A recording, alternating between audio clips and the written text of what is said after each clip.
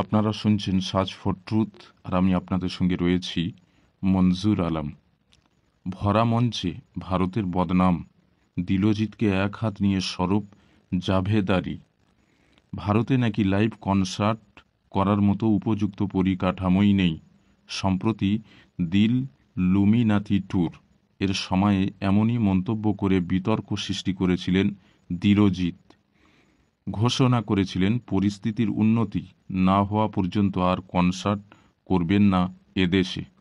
এবার এই মন্তব্যের পরিপ্রেক্ষিতে মুখ খুললেন আর এক জনপ্রিয় গায়ক জাভেদ আলী। দিলজিতের 180 ডিগ্রি উল্টো ঘুরে ভারতের প্রশংসায় পঞ্চমুখ হলেন জাভেদ আলী। দিলজিতের মন্তব্য নিয়ে কি বললেন জাভেদ আলী? ভারতে লাইভ শোয়ের পরিকাঠামো কি সত্যিই ভালো নয়? জাভেদ আলীকে এ বিষয়ে প্রশ্ন করা হলে সংবাদ সংস্থাকে তিনি বলেন, যেখানেই যাই প্রচুর ভালোবাসা পাই।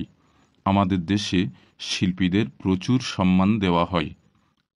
আমার মনে হয় না অন্য কোথাও এত ভালোবাসা পাওয়া যায় বলে। জাভেদ আলী আরও বলেন, নিজের বাড়িতে সম্মান পেলে সেটাই সবথেকে বেশি গুরুত্বপূর্ণ।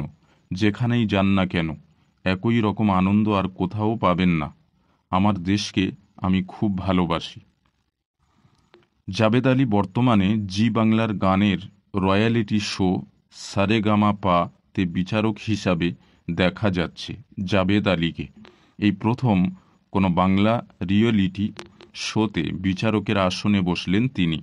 তার সঙ্গীত, প্রাণখোলা মেজাজ, প্রতিযোগীদের ঠিক ভুল বিচারের ক্ষমতা প্রশংসিত হচ্ছে দর্শকদের মাঝে। দর্শকরা বিচারক হিসাবে বেশ পছন্দ করছেন জাভেদ আলীকে।